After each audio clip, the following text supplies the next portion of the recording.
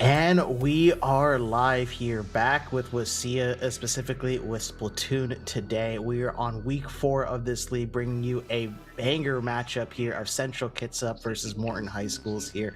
My name is Neptune, and I'm joined by my lovely co-commentator, Spicy. How are we doing today? Doing great, Neptune. Doing great. Great matchup here. We got CK, Central Kitsap, defending champion, pretty much here when it comes to Splatoon 3 in Washington State. And then on the other side, you got Morton, new team, basically brand new, to the entire game, entire community, which is absolutely awesome. It's everything we love about high school esports, where you have the mix of the experience as well as the new talents who are looking to get on the board for the first time. Still a lot of big stakes here at play. And before we eventually get into the matchup, I do want to give a quick shout out to one of our sponsors, Zotac Gaming, for powering today's stream. Thanks to their incredible support, we're able to bring this broadcast to all of you guys, helping to showcase the amazing talent in Scholastic Esports. You can show your appreciation for Zotac Gaming by giving them a shout out on social media. Make sure to join their community on Discord, and don't forget to use the hashtags powered by Zotac or hashtag ZotacUSA whenever you post. For sure, for sure. We could not have this amazing matchup here tonight without Zotac. No less the players here, and Morton's going to be the one to watch out here for, because there's very little information going off of them, right? Even though this is their first time, you don't know too much about the players, how they operate, how they're playing around in the league. I mean, so far they have not won a single match yet in the league season. We're pretty far in, but you're also going up against Titans. We have Central Kitsap, as we mentioned before, who were the winners of the last time we ran this league here over on WSSEA here. So they have a record of 2-1 here, so it shows there is a little bit of vulnerability, right? This is not an unstoppable team, but this is one of the teams that is going to be up here, and this is going to be punching above your weight class, essentially, is how I'm looking at this matchup here.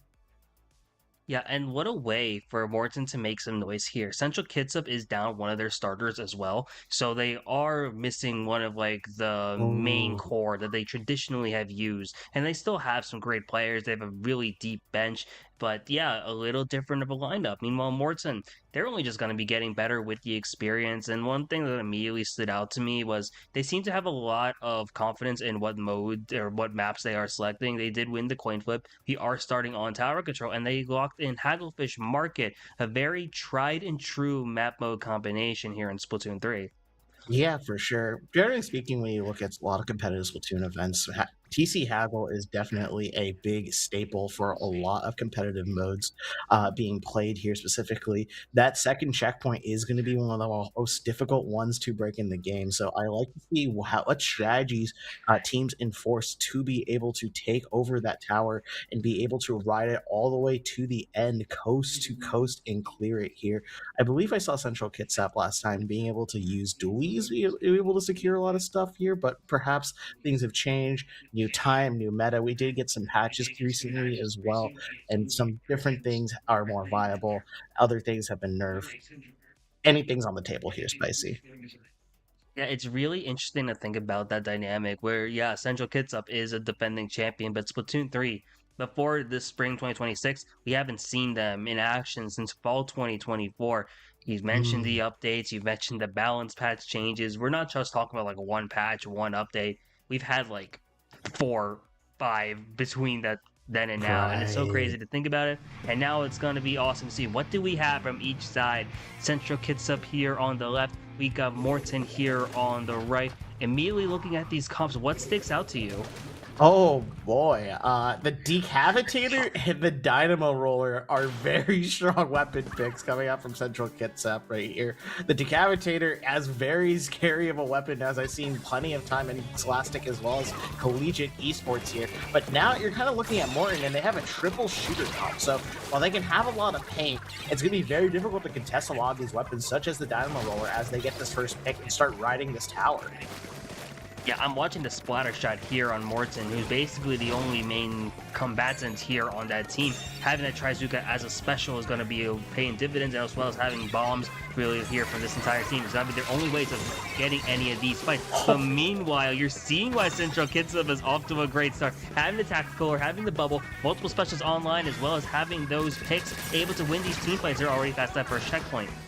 Yeah, for sure. They're able to win these team fights, but the snowball is starting as this Diamond Roller continuously gets to ride tower effortlessly. Wow, what a vertical flick to be able to take down the Junior on the side of Morton here to keep the tower going. We are already at this last checkpoint here, though. This is the last line of defense if Morton wants to be able to stop this knockout. And a bubble on the tower as well. And it's a matter of time now of seeing if Central Kitsap was going to be able to hold here. No one from Morton is in line, unfortunately. Wow. And that is going to be a quick game one in favor of CK. Quick game one, sending a message here.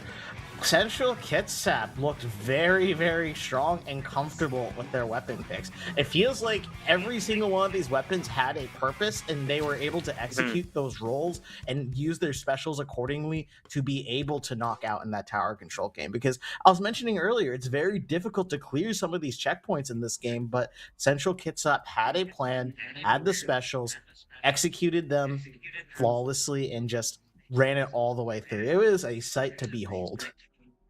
Yeah, and like one of the big things you mentioned is just like the team play, the execution there, and especially from like weapon select. Just doing, you looked at it, what they had just off the rip, the moment we saw the team, and it's like, ooh, all weapons with their own like defined role, all very much playing a different part, and basically one cohesive unit. And that's so powerful to have in Splatoon, especially. No one's really on top of each other. Everyone's able to play around the strengths and weaknesses of each other's weapon, led to just a great overall coherent lineup. And that was great Splatoon here. You understand why this is a winning program here. Curious to see what Morton now is going to be selecting. We are going to Clam Blitz for our next mode, but now it's a matter of seeing what are they going to pick here in terms of the counter pick. Yeah, for sure. Clam Blitz is definitely one of the more slower modes because not only do you need to get to the other side of the map where the enemy's basket is, you also need to assemble a power clamp to be able to break open that basket to be able to just start scoring points in the first place. So I'm a little wondering here, like, how can Morton potentially respond here? Because it feels like, well, we talked about the diversity of Central Kitsap's comp. I feel like Morton has a lot of weapons that are very well at what they want to do. Like the splatter shot is very good at painting. The junior is very good at painting and defending. The arrow spray has a reef slider that can blow up a specific area once it's gotten here, but it seems like there's just a little bit of miscommunication and coordination on the specials that are leading to such these big advantages. So I think if we can just fine tune those little ill aspects right here, we can slowly but surely find Central Kitsap on the back foot and potentially see a way for them to score it in the basket. For sure. I'm thinking Morton's game plan really off the bat is just paint control, just trying to control the entire map here because you have three weapons that all of them outpaint the entirety of Central Kitsap's comp, at least based on what we saw in that first game. And I'm curious to see how that goes into this because we're going to Scorch Gorge Clam Blitz as the next one. Paint is so important as well. Just thinking about Clam Blitz as a whole allows you to see the clams where they are in the map, and it's going to make things harder for the enemy team to actually make their way towards like your own basket for scoring purposes. So Morton's comp, it looks very fundamental in the sense of it's very much true to what the whole idea of Splatoon is, which is get paint on the ground and then you win. But hey, if it works, it works. It's a matter of just seeing can they execute, especially against a team like Central Kitsap, who's looked so good so far. Yeah, for sure. Just paint is in spades on Morton's end here. I think with that paint, you are able to get a lot of specials and convert them into be able to stop and start your pushes accordingly here. But hey, we're seeing the same weapons coming out from Central Kitsap as well. And we see the and parry dualies here, a crowd favorite coming out here to play here. It's a little bit short on the range, but I believe this should give it that much needed ability as well as the ability to fight as well. So watch out for that splashdown as it can be dangerous. Yeah, I'm kind of curious to see what Morton does here with that duel. You already see them actually just dominating the clam economy as well, already having that power clam, but they do go one member down, make that two members down. Unfortunate for them because they were just winning in terms of those clams, had a lot of control off the bat. But now the special coordination here from CK, really want to see what they're going to do here. They have the bubble online here with the decaf already popping. They got to give their team some extra moves here, getting rid of the void as well as the rest of their team trying to form a power clam clam, but they're right by the enemy basket. Don't have enough if they pass it around to get an scoring opportunity. They're making some passes, but now with a lot of time left. Watch that bomb, as you're starting to see Morton starting to close on in. Yeah, for sure. A little bit of that time there, not being able to get that power clam form, definitely delayed a lot of time there, and Morton was able to come up and get some crucial splats right here. However, it seems like we have a flank from the junior. It's going to get shut down as the other members try to rush to that basket. Ooh. Wow, okay. For back in there, that was going to be a pretty critical push here, but the Morton defense there, definitely critical for allowing them to keep the space and the points on the board. Yeah, and you see strikes already online from the side of CK, and you know the pity claim's already in action, with the Empire missing, unfortunately, with the splash and getting punished as a result. Only one member really by the basket here from the side of Morton, as CK does break the barrier one more time. And now they're able to funnel in some extra clams as well. Weren't able to do a lot of that in their first push, but now found themselves here already at the 50. Bubble online as well. It doesn't look like anyone's gonna be able to make any additional moves, but yeah, the basket does close here at the 50. Yeah, for sure. It's so difficult to break back in, especially with the bubble from this decapitator putting on so much pressure, and then a Dynamo Roller watching their flank here as well. It's going to be very difficult to find a way forward. The junior is looking for ways to clear the areas in front. They found the decapitator trying to back off here, trying to find a way to play around this mountain that is Central Kitsap, and unfortunately that power slam is going to expire unless the junior player runs in to try and save it, but no! That gets punished immediately as the Slosher player immediately finds one and is looking to see if their teammates can get a power. Yeah, and now it's a matter of seeing if Morton doesn't stagger going back in. You have the duel getting hit out, unfortunately, as you see Central Kitsap just hovering right around the Morton basket, waiting for it to fall, and then trying to get some clams around to each other. Two of them are going to fall in the process, but now you see they're one of their best players here as well, just on this decap, still able to put some extra pressure there and keep the basket open as well. Already at the 34, despite being in a 1v3 situation at that point, and the basket will close here, but now with less than 2 minutes to go. In terms of the scoring, it's all been Central Kitsap. Yeah, for sure. Central Kitsap has been in control for the majority of this set right here. Getting another crucial wipeout here. A big bubbler is online as their teammates are delivering the clams straight to their teammate here. Oh, using the bubble as well to ensure they can get these clams all up here. The dynamic duo of the Decapitator and the Dynamo is just too strong. They have so much control, not enough range to contest here. Morton is looking for a solution or a way to clear them out, but just hasn't been able to find it. Oh, and the flicks there from the Dynamo Roller from Central Kitsap once again. Just having that insane amount of pressure after the buffs is making it so difficult for Morton just to establish any footing here. Central Kitsap's just been right around the enemy base the entire time. They keep building the clams right there. And here they are already at the 21. Now make that the 15. Waiting for a few more clams as they find some more picks as well with less than 1 minute to go. A matter of seeing, can they just close the deal here? They're not going to opt to do so. They're just looking to just get some picks, keep the basket down, and just go with like slow and steady with just multiple pushes after pushes, and it's still getting them the lead as they have another power clam ready. They have another power cam ready, but that Dynamo there is going to go down finally. It's been a massive pain in the neck here for the members of Morton, but now they're starting to get momentum. They see a jump in here as well as they try to punish it as well, but manages to break free and manage to get the pick there as well. And as you see, this Decap and Dynamo duo consistently have answered every situation, getting another wipeout here, opening up this basket. They just need a few more clams to knock out here. Slow and steady wins the race here, as Central Kitsap has been able to do that consistently by holding the paint, holding the areas crucially, and punishing Morton for moving up too hastily.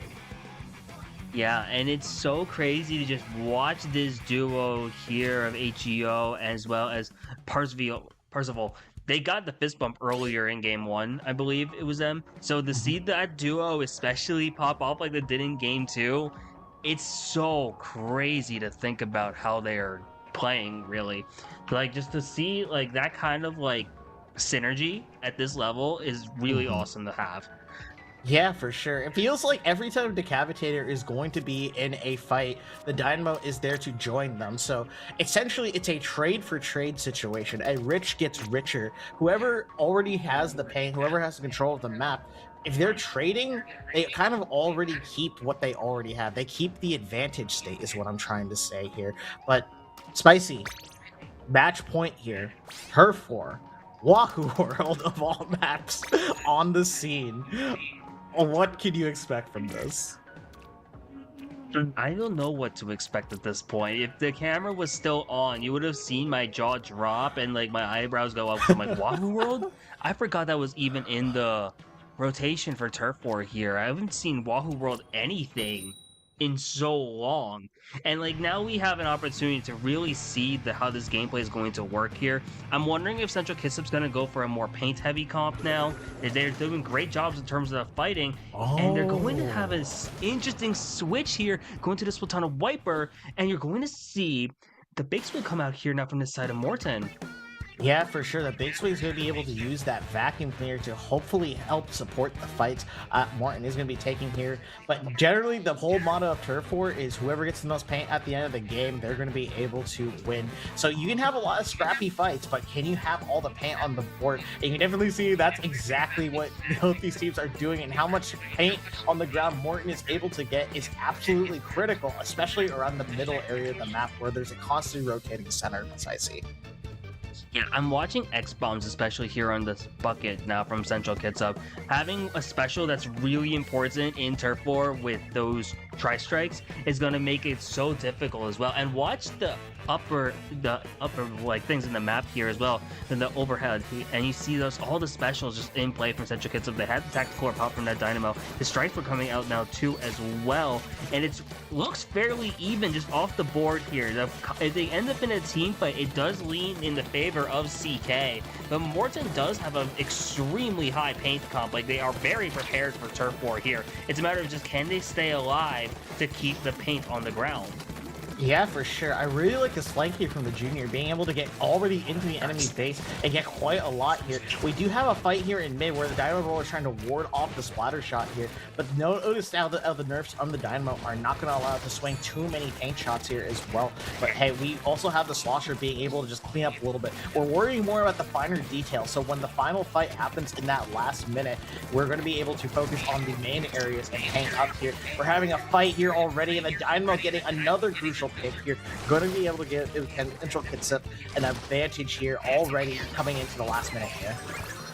Oh yeah, and having like a brief 2 down on the side of Morton is really strong here at Turf War. And yes, we're only now just approaching this final minute, but it does lean slightly in favor of CK at the moment. A lot of things can still happen here. If Morton pulls off one team fight, then this set is going to flip on its head so far. But now you're seeing the addition of the wiper as well. That adds so much paint here from the side of CK. Really important, but watch the HUD. 2 players go down, 1 from each side. Zuka coming into play here as well, trying to see if they're going to be able to get anything else off of it. Not able to do so, and suddenly here we are, last 30 seconds.